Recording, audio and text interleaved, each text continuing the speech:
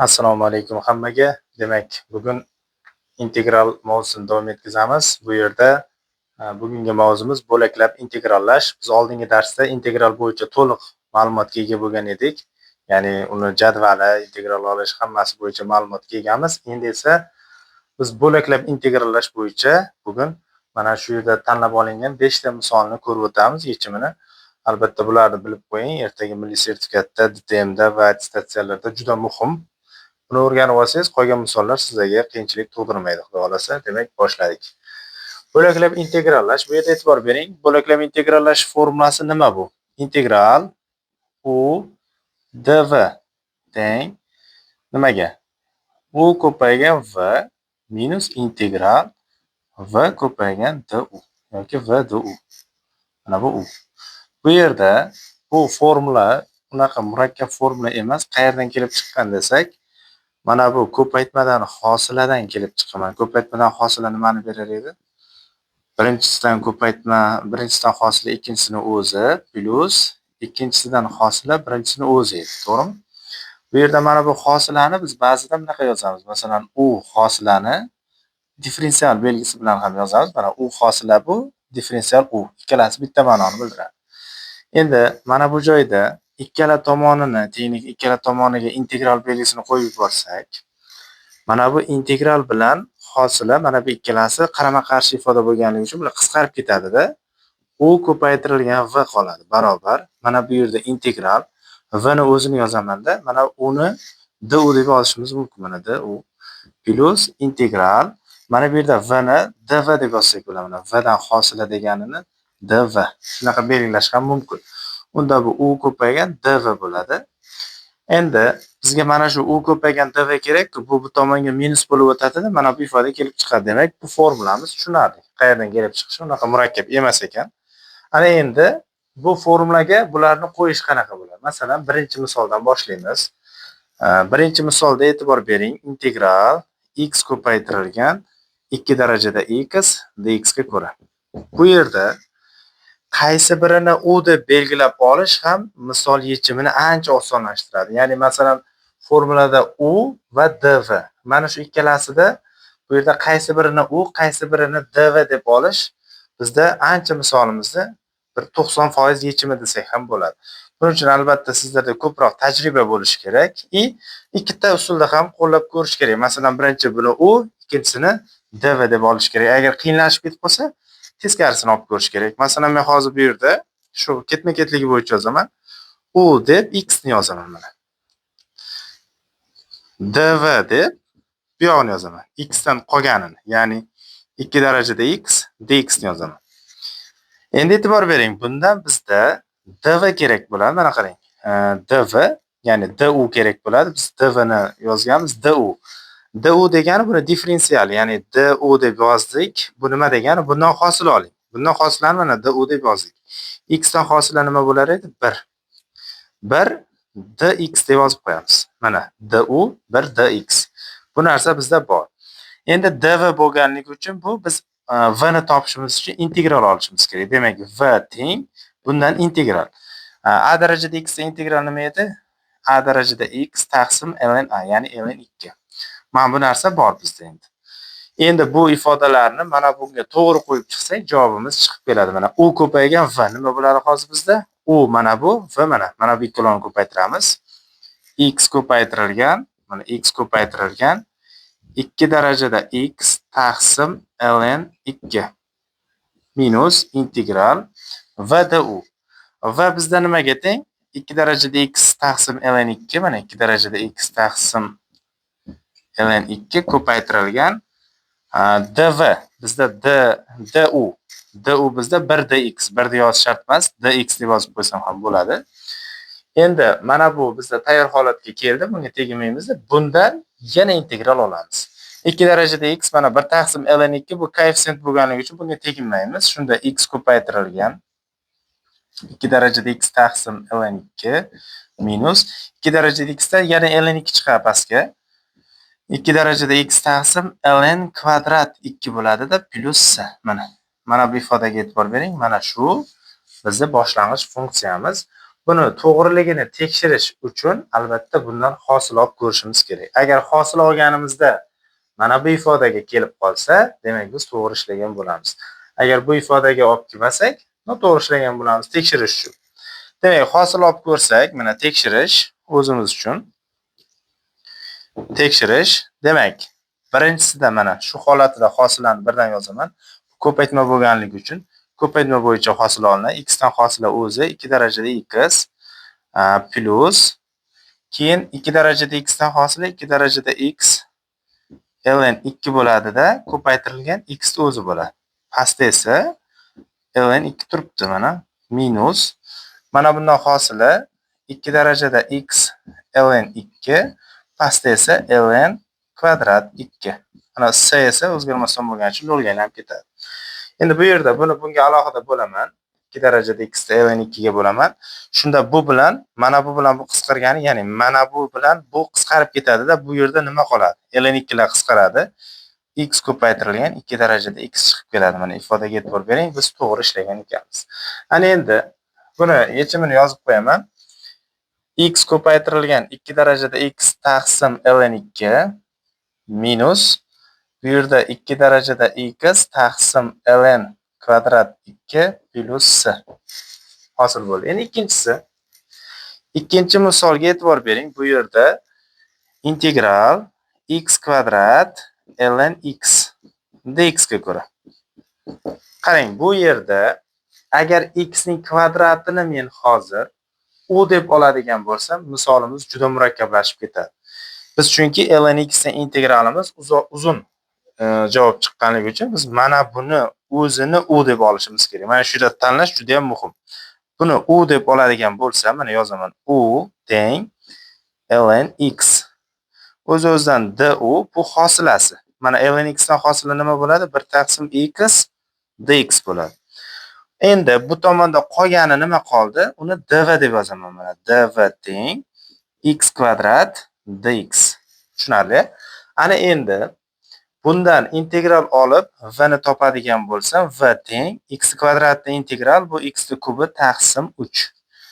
Ana endi joy-joyiga qo'yib chiqamiz. Bu yerda uv ln x ni bunga ko'paytiramiz. Birinchi buni yoza olaman.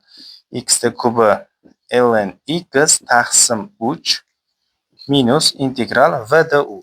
V bizda x ni uchinchisi taqsim 3 ko'paytirilgan du 1 taqsim x dx. Mana 1 taqsim x dx. E'tibor bering, bular qisqarib ketsa x kvadrat qoladi. Undan esa yana integral olamiz. U x ni uchinchisi taqsim 3 bo'ladi-da, jami 9 bo'ladi. Mana yozib qo'yaman. X ni kubi ln x taqsim 3 minus x ning uchinchisi taqsim 9 plus s. Mana bu javobimiz. Demak, tushunarli. Mana bu yerga yozib qo'yaman buni. X ni uchinchisi ln x taqsim 3 minus x ni uchinchisi taqsim 9 plus s. Buni tekshirish uchun o'zlaringiz albatta hosil olib ko'rishingiz mumkin. Shunda mana bu ifodaning hosilasi bunga teng bo'lsa, siz to'g'ri ishlagan hisoblanasiz. Misolni bu yerda tekshirib o'tirmaymiz. Mana misol yechimi chiqdi. Ana endi uchinchisiga o'tamiz. Uchinchisiga o'tish uchun albatta buni tozalab olaman. Bu yer misol qismini yozib olingizlar iloji boricha. Juda ham kerakli. Endi uchinchi misolda e'tibor bering, nima bo'ladi? Integral x ko'paytirilgan kosinus kvadrat x dx bo'yicha. Bu yerda u x ga teng deb olsak, du nimaga teng? Du bu bundan 1 bo'ladi-da, 1 dx bo'ladi. Xo'p, dv deb qolganini yozib olamiz. Kosinus kvadrat x dx. Bunda v ni topadigan bo'lsak, bundan integral olishimiz kerak. Qarang, kosinus kvadratdan integral olishimiz uchun, mana bu integral bajarishimiz uchun buni daraja pasaytirish formulasi bor. 1 taqsim 2 plus 1 taqsim 2 kosinus 2x bo'ladi. Mana shu bo'yicha yozib integralni olamiz. Endi 1 taqsim 2 dan 1 taqsim 2x chiqadi. Plus bunda esa 1 taqsim 4 sinus 2x sinus 2x bo'ladi. Xo'p, mana bu ifoda buni boshlang'ichi. Ana endi v ni topdik, u bor. Bularni formulaga qo'yadigan bo'lsak, uv bo'ladi. Uv x ni bugun ko'paytirib chiqadigan bo'lsak, 1 taqsim 2x kvadrat bo'ladi. Plus x taqsim 4 sinus 2x minus v du. Bizda v ni yozib, du ni yozadigan bo'lsak, yana integral 1 taqsim 2x plus 1 taqsim 4 sinus 2x va dx. Birda yozish shart emas. Ana buni ishlaymiz. Ana endi mana bu yerdan barobar qo'yaman. Bu o'zi yoziladi.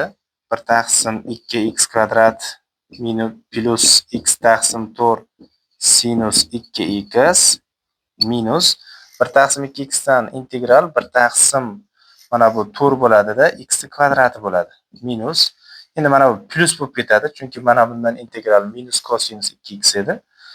Plus 1 taqsim 8 bo'ladida cosinus 2x bo'ladi va plus s. Ana endi bu ikkalasi o'xshash bo'lganligi uchun qo'shib qo'ysak bo'ladi bularni. Qo'shib qo'ysak, mana bunga ikkitadan berib qo'shasiz. Ayirib qo'yilar ekan, ayirish minus bo'lganligi uchun 1 taqsim 4 x kvadrat bo'ladi. Mana shu ikkalasini bitta qilib yozadigan bo'lsak, 1 taqsim 4 x kvadrat. Endi uni bu yoqqa yozib qo'yaman javobini. Demak, 1 taqsim 4 x kvadrat plus x taqsim 4 sinus 2x minus yana plus 1 taqsim 8 cosinus 2x plus s. Mana. Demak, 3-misolimiz yechimi. Ana endi 4-misolimiz. 4-misolimiz integral y darajada x cosinus x dx ga ko'ra. Xo'p, bunda nima belgilash kiritamiz? Bu yerda xo'p, y darajada x ni u deb yozib olamiz. Mana u teng y darajada x.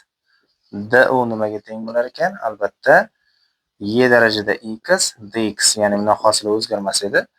dv deb qolganini yozib olaman. Cosinus x dx deymiz. Ana endi v ni topishim uchun bundan albatta boshlang'ichi sinus x chiqardi. Mana sinus x. Endi formulaga qo'yadigan bo'lsam, e'tibor bering. U v mana bu ikkalasini ko'paytiramiz birinchi. Bu y darajada x sinus x minus integral v du. Demak, sinus x y darajada x. Y darajada x sinus x dx deb yozib qo'ysak bo'ladi. Xo'p, bu yerda mana bu qismi yana bir marta bo'laklanishi kerak. Ya'ni yana bir marta bo'laklab yozilganda javobi chiqadi buni. Buni nima deymiz? Yana u deb y darajada x ni yozamiz. Du bizda y darajada x dx ni beradi. dv deb sinus x dx ni yozib olamiz. Bu yerda v ni topadigan bo'lsak, integrali minus cosinus x bo'ladi. Ana endi bu qismini alohida yozyapman, qarang. Mana bu qismi, mana shu aylanaga olgan qismim bo'laklab integrallanyapti. Unda uv deganimiz mana bu ikkalasini ko'paytmasi, minusi ham bor oldida. Minus y darajada x cosinus x minus integral v du. Minusda mana bu plyusga aylantirib yuboradi. Minus chiqarib qo'ysam plus v du. Demak, v deganimiz mana y darajada x du ni birinchi yozyapman. Ko'paygan cosinus x dx ga ko'ra. Ana endi e'tibor bering. Mana bu qismini men hozir a deb belgilab olsam. Mana bu bizda a ga teng desak. Mana bu ham nimaga teng bo'ldi hozir? A ga teng bo'ldi. Men o'sha a ni topishim kerak. Nimaga tenglaydi? O'sha bizda boshlang'ich. Endi unda yozib olaman. Tenglama hosili bo'ladi bizda. Oddiy qarang. A barobar bu y darajada x sinus x lar yozamiz. Y darajada x sinus x. Ana endi mana bu minusga e'tibor bering. Bu minus mana buni plus qiladi, buni esa minus qiladi. Ya'ni plus y darajada x cosinus x minus mana bu a ga teng bo'ladi. Mana minus a. Endi bu minus a bu tomonga o'tsa plus a bo'lib o'tadi-da, bu ikkita a bo'ladi. Bizga esa bitta a kerak. Ya'ni a teng bularni 2 ga bo'lib yuboradigan bo'lsak, y darajada x chiqarib oladigan bo'lsak, y darajada x taqsim 2 qavs ichida sinus x plus cosinus x. Mana bu ifoda hosil bo'ladi. Demak, ba'zi integrallar tenglama yordamida chiqar ekan. Buni javobini yozib qo'yamiz. Y darajada x taqsim 2 qavs ichida sinus x plus cosinus x. Mana. Demak, tushunarli bo'ldi degan umiddaman. Mana bu 4-misolni ham yozib olishlaringizni maslahat beraman. Mana shunaqa misollar milliy sertifikatda tushib qoladi. E'tibor bering, bu yerda tenglama yordamida chiqdi. Ya'ni biz 2 marta bo'lakladik. Ikkinchi bo'laklaganimizda mana bu ifoda biz izlayotgan ifodaga teng bo'ldi va biz bularni a deb belgilab, mana bunaqa oddiy tenglama qilib ishlab qo'yar ekanmiz. Demak, men yana buni tozalab olaman.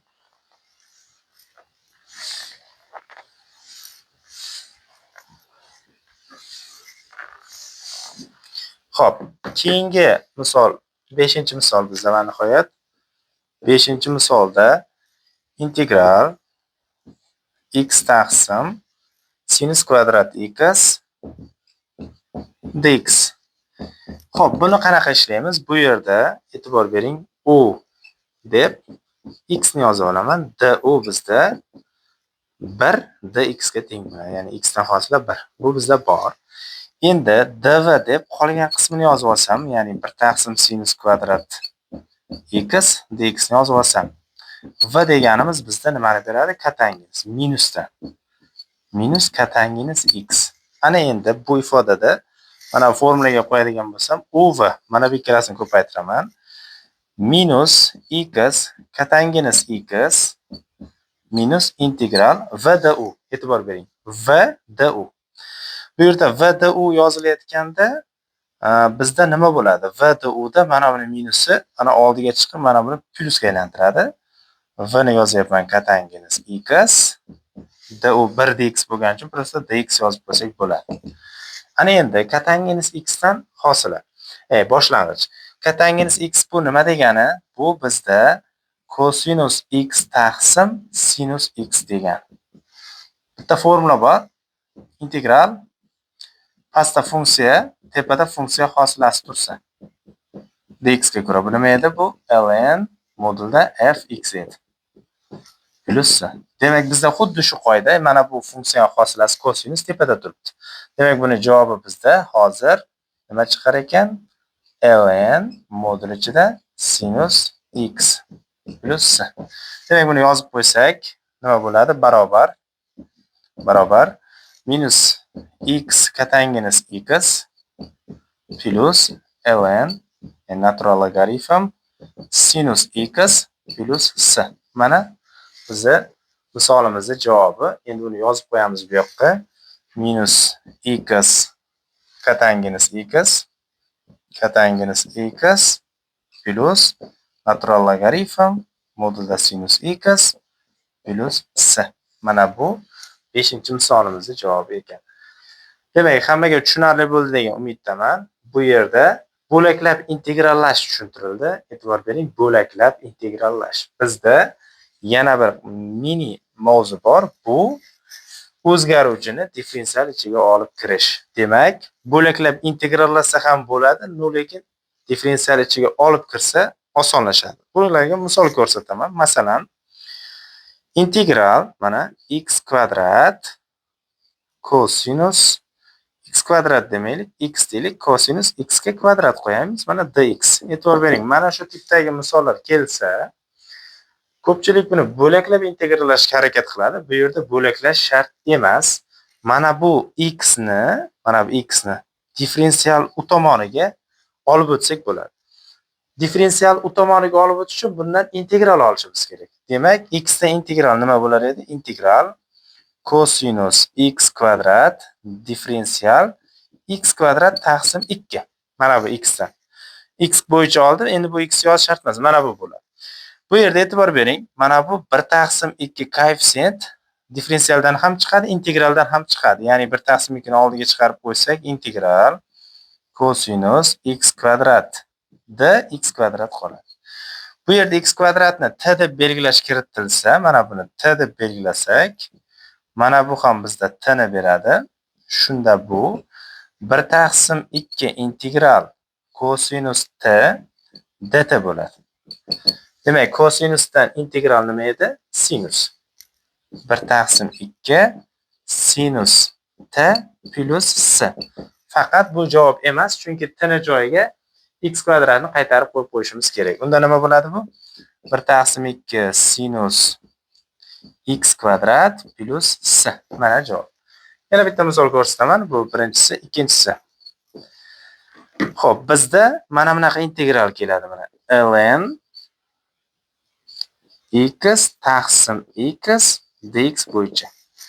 Bu yerda e'tibor bering. ln x bor, pastda esa x bor.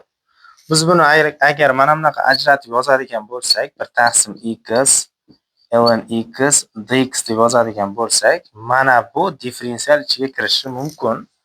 Buning uchun albatta integral olib kiritishimiz kerak. Bir taqsim x nima bo'lardi integrali? ln x bo'lardi. Demak, integral ln x d ln x. Endi xuddi tepadagidek ln x ni t deb belgilaymiz. Mana buni t deb belgilasak, bu ham t bo'ladi. Shunda bu integral t dt. Juda ham oson ko'rinishga keldi. Endi buni t kvadrat taqsim 2 plus s desak bo'ladi. Albatta t ni joyiga ln x qo'yamiz. Shunda ln kvadrat x taqsim 2 plus s. Bu differensial ichiga olib kirish juda ham ko'p misollarimizda bizda juda ham osonlashtiradi.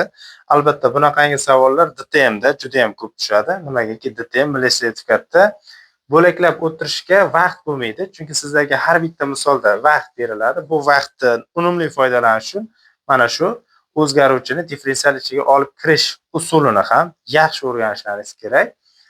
Bo'laklab integrallashni ham bilishlaringiz kerak. Mana bu misol juda ham ko'p tushadi bu misollar. Bularni bilib qo'ying. Bularga oid misollar ham ishlab ko'ring. Yana nimadir qiziqarli mavzular bo'lsa yoki shu bo'yicha tushunmagan savollaringiz bo'lsa albatta yozib qoldiring. Biz ularni inobatga olamiz. Hammaga tushunarli bo'ldi degan umiddaman. Rahmat.